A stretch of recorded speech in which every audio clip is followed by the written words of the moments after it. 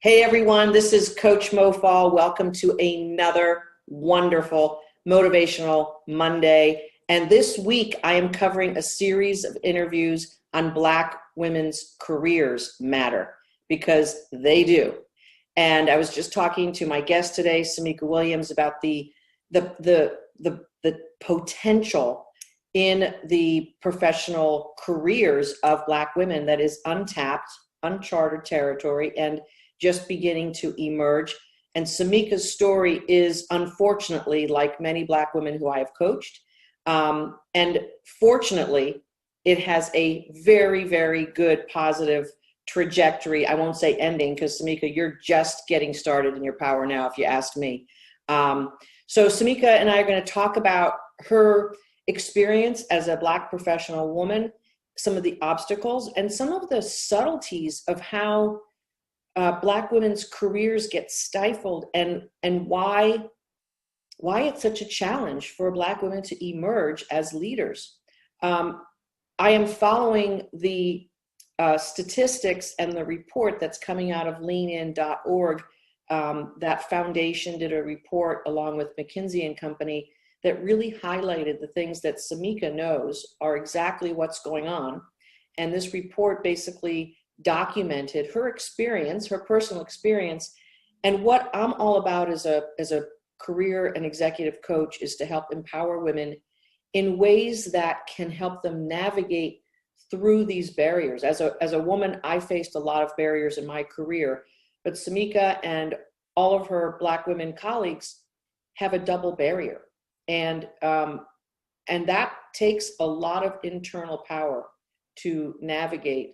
And we're going to talk about that as Samika and I get into it. But Samika, welcome to this beautiful series. And I am so tickled to know where you've come through over the last several months, because when we first spoke, life in your career lane wasn't going the way that you had expected you would be going with what you bring to the table.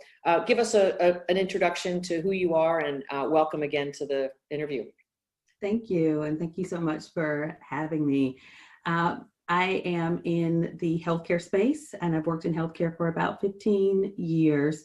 I have had what I thought was a great career, and I feel like it is a great career, but I've definitely had some bumps and some snags along the way, some growing pains, some life lessons. And I was initially drawn to your program because I got into a place where I really felt like I was really taken off, and I had just had, soaring, riding high off of really successful 5-6 year run in a new role, in a new setting, and just really starting to feel like I have finally hit my stride. All this that I've been building up for all this time, it's finally there. I'm hitting my stride. And then it was all derailed. I ran into a new encounter, a new experience, and it really felt like it was all crashing down. And the challenge that I found is that I had been compartmentalizing a lot of that angst, a lot of that energy, a lot of that baggage that has been with me on the climb up. And then when I got confronted by a much more hostile setting that really just sort of came crashing down, attacking me, I shut down. And I shut down in a way I wasn't used to shutting down. And when I looked in the mirror and evaluated myself, I realized I was a shell of myself. I had lost my voice, and I am not a quiet person. I lost my voice, and others were writing a narrative about who I was, and I didn't have the energy or the willpower to defend myself. And I think I remember saying, I couldn't show up for myself, and I couldn't understand why and how do I get out of this, because I'm not a fighter. I just didn't know how to get out of it. And I was a little bit ashamed to need the help. But then I said, no, if I had broken my knee, I was going to the doctor and get some help. Yes. My soul's a little bruised. Yes. I need some help. And so that's what got me here today, because I needed to fight back to get back to who I am. And when you get to a point where you're trying everything you've got and it's just not working, and there are people in the corporate world, well, actually every single person in the corporate world has their own baggage, Yes. their own experience filters, their own powerlessness or power syndromes. And so when that gets played out on an individual to individual basis, we can get into toxic work environment, toxic situations, and it's like we become crippled in the situation. And there is nothing that we can do. I've been in those situations myself where it's just like, I'm smart, I'm good at what I do. How am I so disabled Right. in this scenario? I know that there's probably some things we don't want to specifically talk about, but there was a massive turnaround in the potential outcome that you were faced with when we first started working with each other. And I remember jumping on the phone with you, week one, day one, to try to help you out of a boiling pot. Yeah. And things just kind of progressed. It was obvious that there needed to be a change on your part, but I think you got out of that with a lot more elegance and grace than it was looking like when we first started meeting. So bravo that you were coachable. Yeah. I mean, honestly, because Yeah. you had to take some actions and show up in a certain way that wasn't feeling, I can really do that, or I'm allowed to do that. So bravo to that. You got into the workshop and started understanding and appreciating what had really gone on that had basically disabled you. Yeah. Talk about what you found out, that all of that environmental stress, that you weren't dealing with, that maybe you had all your career and you sort of ignored it, or all your life. Dare we say that? To some extent, yeah. Yeah. And then as we bring your soul back to life, you can't help but to deal with it. Right. Yes. Yes. So what was going on in your first couple of weeks as we were helping you bring your soul back to life? For me, the first couple of weeks, it was all about fighting for my identity, because I really felt like in that last chapter, there were other people were telling the story of who I am. And I just felt like I was in a box and no one could hear me talk. They couldn't see me walk the walk. They couldn't see the best of who I know I am and who everybody else in every other context says I am and knows of me. Yeah. And I was just crippled. I had so much anger. There was so much frustration. There was so much resentment. Yeah. I feel like that to keep from saying the wrong thing, I didn't say anything, or I didn't say enough. And before COVID time, we always talked about wearing the mask. Yeah. I couldn't even put on a dang mask. I did not have the energy to put that mask on. And unfortunately, as a Black woman, we don't always have that luxury to say, here's who I am, deal with it. No, you got to comport yourself in such a way that you make yourself acceptable in the culture that you're in. And if it means disarming people so that they feel comfortable with you, I can't tell you the amount of energy and how conscious I am about smiling. I smile when I am not, then there's no reason to smile. Because I have to I'm not happy right now, but I'm right. So we're talking about stats, but I still have to be conscious of how the other person is perceiving and receiving me. Yeah. And that's just an energy that I take with me every single day. I've got to figure out who's the other person across from me. I've got to people read all the time. Who's this person? What do they think about me? Is that the right impression of me? What do I need to do to reprogram it? And not that I should walk around with that weight of worrying about my image, but if your career trajectory is going to be limited based on what someone thinks about you, are you too angry? Are you too analytical? Are you too hard to get along with? How do I give that personality to you with sugar so that I'm accepted, so I can just get down to the work at hand? Yeah. There's a term that I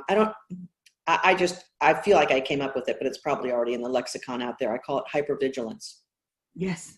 And there is so much energy that is poured out when you have to check every data point of every personality in the room, all of the past history of dealing with them. And you're like analyzing a million points to determine just how I need to be in this moment. That is exhausting on one experience. And it is absolutely depleting and crippling and disabling if that has to be the way that that you are. Now, in general, competent, successful people don't worry about that. Right. They are navigating themselves as to who they are and presenting their best self, which is consistent and confident. I mean, I don't really love the word confidence because, you know, it feels too superficial to me. Yeah. But so as you started diving into your soul, realizing that you had spent your entire life being hypervigilant and getting exhausted over that, what did you find out about yourself and get locked in, let's call it, on? I would say that who I am and where I am is enough, and it's okay. And that there is far more freedom in the authenticity than there is in the hypervigilance. Yes. And you can show up exactly who you are, exactly where. It doesn't mean that you're not supposed to be wise and that you shouldn't be strategic. But for me, I think it was getting those toxic thoughts or those crippling thoughts out of my head so that I could get off of that wheel. Because that was the hardest thing. I think the dialogue that I carried in my mind was the toughest part of my career journey. And I had to figure out how to get out of it. And I don't even know where it started. But what I learned most out of this course was how to get out of it and really manage my emotions. Me managing my emotions doesn't always change my situation. You know, it doesn't change the frustration of not going up high enough, fast enough, but it at least helps me from a self-care perspective so that I can show up better. You know, one thing I noticed about interviewing while I was in this course versus what interviewing looked like beforehand, I felt desperate. I felt like every time I went into an interview, I had everything riding on this and I had to do well. I had to click every single box. And I just remember you and the coaches helping me set the stage for, I'm going to enjoy this conversation. I look forward to this conversation, getting to know this group of people. And when I went into interviews with that different mindset, I feel like I showed up better because I pulled all of that energy, that negative energy, out of the equation.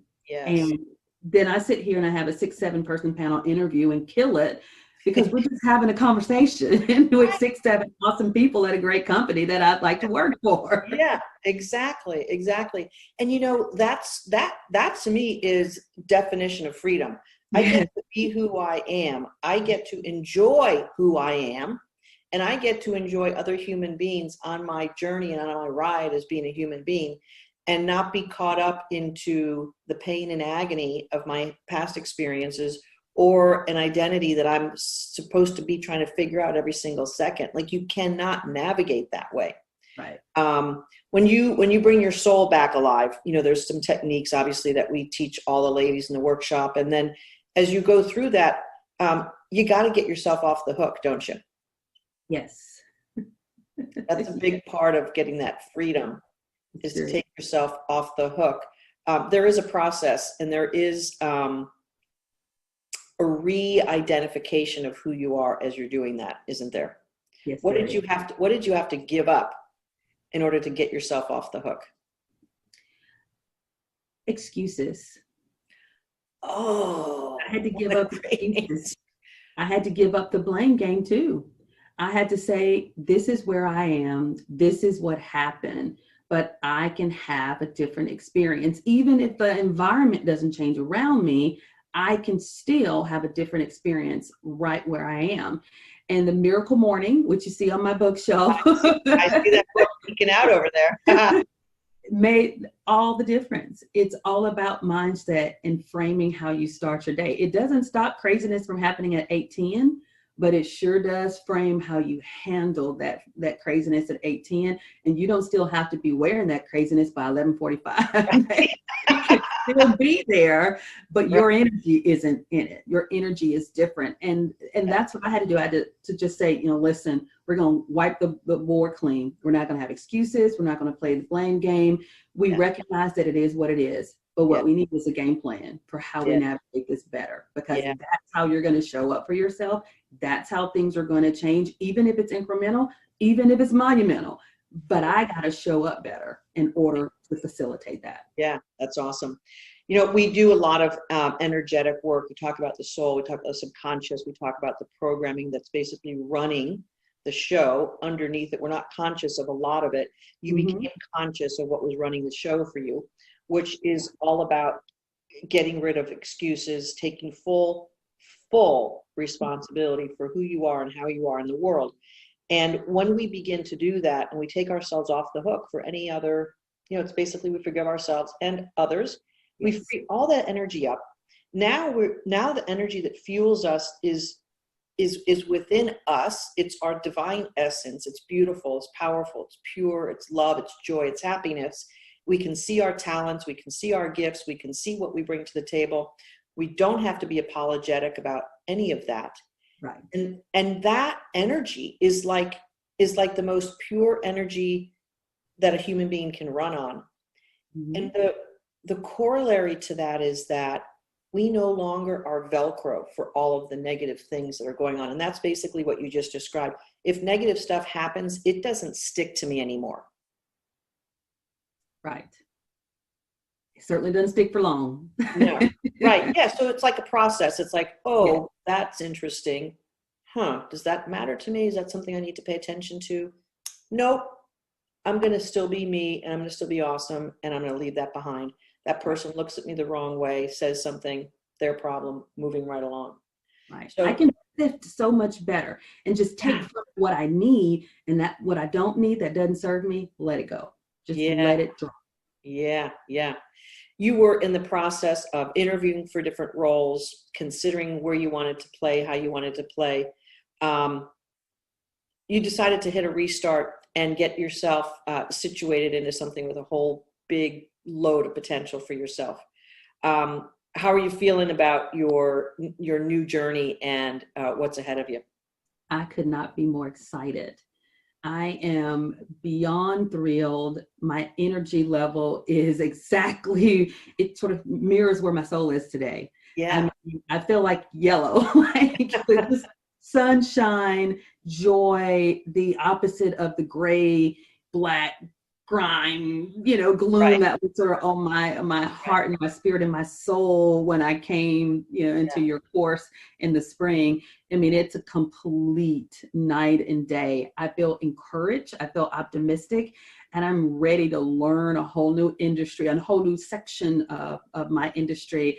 And I'm ready to take the world by storm. And I feel like the reset, the baggage, the board being cleared is really exactly what I needed to show up for myself in a way that I'm comfortable and I feel most authentic. I am absolutely here for the journey.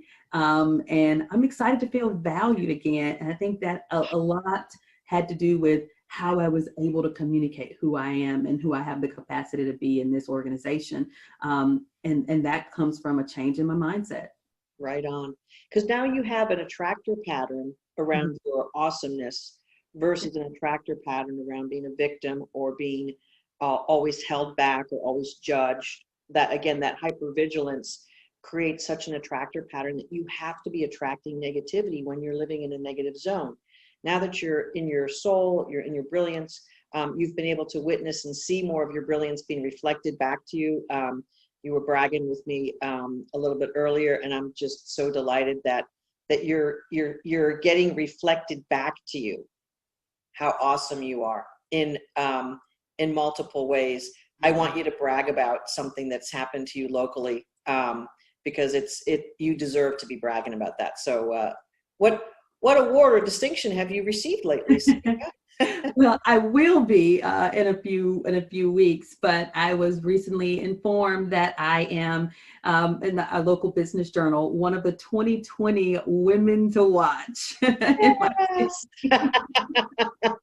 And that feels amazing to get that positive reaffirmation of, you know who you are. And guess what? Other folks know who you are, but you stand in who you are. And by the way, we'll give you this booster to remind you if you ever get off track or let anyone tell you who you're not. No. Right. right.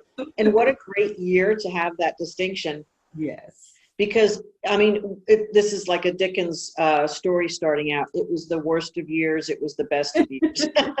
Indeed. It was the worst of times. My goodness Right? gracious. Pandemic. Right. And as you know, in going through the workshop and hanging with your kick-ass sisters and watching them going through the journey, you weren't alone at all. No. No. And I think that was probably the added bonus that I couldn't even have expected or anticipated, is going through it with other women who had similar stories or different stories altogether, but that team experience of really helping you get perspective. And then for me to be there for other people as well, just again, share our stories and how we can support one another. That just made the experience all the more sweet and rich and rewarding and life-changing. And I loved every bit of it, every moment of it. Yeah, it's cool. And the sisterhood carries on. So that's something that I'm super proud of having created for all the gals who have gone through the 12-week workshop to claim their brilliance back and move their careers in a trajectory that just is zooming ahead. And everyone has common vocabulary, common understanding of their soul shining, their brilliance. And to be in a group of women who continue to express positivity toward each other, who are allowed to brag in front of each other and not feel bad about shining. And I know a lot of women have a perhaps a past or a history of feeling like they couldn't shine in front of other women. There's as you know, like, you know, a myth or a legend or maybe even some reality around women being jealous of each other. I think it's a very primal thing that goes back to, you know, the very basics of human procreation and that sort of thing. So, so not being in any negativity with a sisterhood of continued elevating each other, to me is just a great community energy. And you contribute to it by being awesome and by having a great story and great things to celebrate. What would you say to either yourself several months ago or another woman who is feeling herself stuck in this paralyzed state of, I don't even know how to get out of this horrible situation? And is there a different life for me? Because I think that's what happens when you get paralyzed in that environment. You don't even think that there's another way to live. What would you say to someone in that situation? I definitely, what I said to myself in that situation is there is hope, and that you don't have to stay where you are. You don't have to be ashamed to be where you are. What you have to be is brave and willing to show up. Yeah. Sometimes, and I'm a Christian, so I will sometimes, you know, slip back into Christian references. Yeah. But sometimes you've got to be vulnerable enough to be that lame person laying on the mat and let your friends lower you down to the resources that are available. And that, you know, in scripture, the friends lowered the friend down to Jesus and to the healing. But sometimes you just gotta let people rally around you and support you. Yes. And that's where I needed some people to rally around, to pull out of me where I was, to understand my needs, and then to pour back into me to build me back up. Yes. Don't, just because you got stuck, you don't have to stay stuck. Right on, right on. Now, one of the things that I feel particularly satisfied and fulfilled about is women who have families, partners that are the corollary of their suffering. Because when you're suffering at work, you're coming home that way. Yeah. I mean, you can't hide. And sometimes it's the only place where you can actually be just a little bit more emotionally free is your home. Now, you've got 2 small kids, you got a husband who loves you. How has that been affected by your soul coming back alive and you being in your brilliance? I think all of my relationships have changed for the better because my energy is way different. The negativity is almost nil in comparison, or at the very least learning how to process it better. You know, it comes out of your mouth the way you feel, and when you're instantly snappy and, Yeah, yeah, and that has changed, dramatically. The lack of optimism, all that has changed dramatically. And I feel like it definitely has changed the intimacy between my husband and I, the way we process and deal with and talk about, life in general, life that's happening around us. There's a lot of life, negativity happening outside of our house. right on. And yet I'm showing up in a way that makes all of those conversations so much better than they were, 6 months ago. Yeah. And I would say all of my relationships have improved because me in those relationships has improved. Yeah, yeah. And you've got 2 young boys, and you shared some stories about being their mom when we did the Black Women's Lives Matter series. And I, again, appreciate and thank you for participating in that as well. And you elaborated on some of the fear that you had around raising them in the context of what's been going on in this country for the past, hundreds of years, but let's say in the past, 10-ish years, because I don't think your kids are older than 10. But there's got to be a different level of love and consideration and energetic vibe that you're able to be with them at a different level rather than fear, I would imagine. I definitely agree, because this year alone, I've had to have much more frank conversations with my oldest child. My oldest child is 11. And I did mention to you that a few years ago, when the incident in Ohio with Tamir Rice, when this 12-year-old boy was killed, I think the sense of fear really did take over me. And I know that for a short while, I did overcorrect. I was concerned. I wouldn't even let him play with Nerf guns, for goodness sake. I mean, it was a different experience for Black boys. And I did overcorrect for a while, wouldn't let them play with it. Or if they did play with it, they had to, be in the backyard. I mean, we just took all these, overly measured precautions because of fear. Mm-hmm. But again, being in a different headspace, being more rational, being more calm and not as emotional, we've been able to talk about it more, to talk about it from a different place, and to be, I won't necessarily say optimistic, but to be more clear, more decisive, more sure-footed about this is what it is and here's how we're going to get through it. And those conversations are better because how I process it is better. And I'm not projecting that fear. I am projecting a sense of reality, but here's what we're going to do about it. And that's a very different conversation than running and hiding and getting in our shells and panicking. And, it's a very different plan as well. Yeah. And, your experience being a Black woman, specifically in the workplace, which is what most of our conversation has been about. But the element of feeling bad about who you are and what that creates, I think to me is really the ultimate lesson. No matter what race, nationality, or gender we are, if we feel bad about who we are, first of all, I believe that is like the biggest sin we can make against our Creator. If we're in the likeness and image of our Creator, we have to get to a place where we feel awesome about who we are, because that's our divine destiny as a human being on this planet. And it's so easy to have the external affairs of life manipulate our interpretation of who we are. And I know who you are, and I know how you are now in the world. And I'm delighted that you're going to bless your kids with sense and feeling of not feeling bad about who they are. And the generation of Black kids being raised by their moms now, who become empowered, who become driven by their divinity and their soul rather than by their fear, is going to absolutely change an entire generation. And truthfully, we can't change people out there who have prejudices or anger. We cannot change that. What we can only change is who we are and how we show up. Not that it needs to be tolerating other people's angers, fears, prejudices. There's a different spin on that. The spin is, I am worthy. And when we travel the world, I am worthy, I am awesome, we're going to get a different energetic experience in the world. And I think we touched on this right before the interview. I think the overriding theme of what's happening in the human experience right now is that the power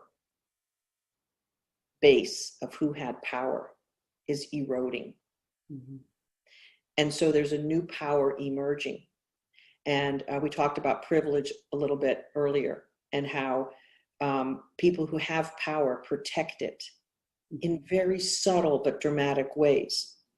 And when you feel powerful yourself as an individual person, whether you're a Black woman, a Latina woman, a Black man, a white woman, whoever you are, when you feel powerful because you're endowed by your Creator, you begin to shift the entire way that power is translated in the world.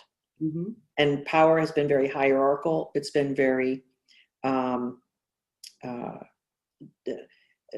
demeaning of the people without power, and keeping people in their place, not giving them access to power. I mean, basically, that's the bottom line. Privilege is about, you can't have the power I have. I'm going to make sure I keep you out of that. I mean, that's really what we're talking about when you boil it all down. Okay. So how you navigate the world now as a powerful Black woman, tell me what you see for your future. I know that my future is bright. I know who I am. I stand in that. I stand in that power. Yeah. And I know my worth. I know what is acceptable and what's not acceptable. Right. And if I'm in a space where my worth is not being appreciated and valued, I don't have to stay in that space. I certainly don't have to be traumatized by that space either, because more than anything, I'm my responsibility, and it's my responsibility to shield myself from the trauma. You might try to serve it to me. I don't have to take it.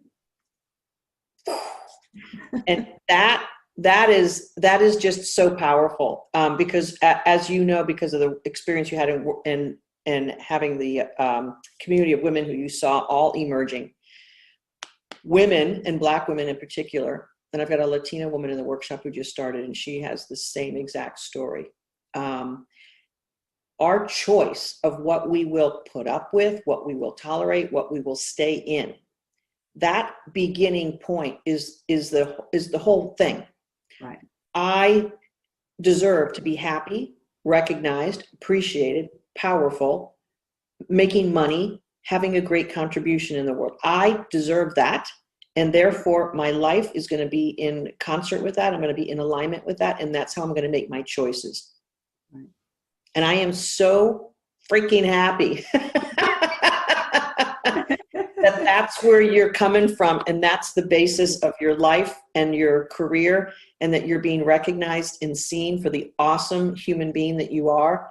And I'm delighted that you shared your story today. And I know that this is going to inspire countless other women who will see themselves in your story and will realize that there is a possibility, a hope, an opportunity for them to walk through that threshold that you walked through and claim something more. And that really is the lesson of being compressed, isn't it? Yes, it is. Like it like pushes you into a choice. Mm-hmm. And in so many ways, spiritually, we thank our persecutors for giving us the strength to move away from them. Right. And I'm just so happy inside, seeing you smile, knowing how awesome and brilliant you are, and knowing that the world is seeing that, and that you're seeing it, and that you wake up every morning knowing that you're awesome and brilliant. Anything else you'd like to say before we wrap up here, Samika? I would just like to say thank you for this experience. Your very intentional process, the entire infrastructure that I've had the opportunity to be enriched from has just made all the difference. Every bit of it, the whole village has made a big difference on my life. I feel it. And when your slogan of bring your soul to work, when that got my attention, it pulled me in, and my soul thanks you too. Yeah. Because we're going places. Right. We left things by the wayside. So thank you. You are absolutely welcome. My heartache and my struggles in my 30-year plus career, I clawed every way up to a level of contribution I really felt that I wanted to have in the world.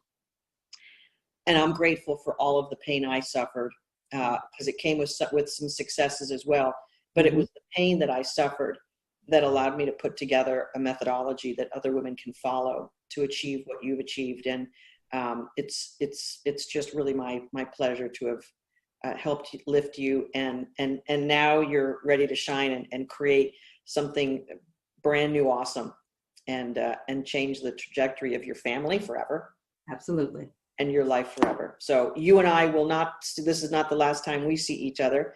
And I just can't wait to keep watching you blossom and bloom and be even more powerful and continue to be a role model for other women and Black women. And you know what? And maybe even some men.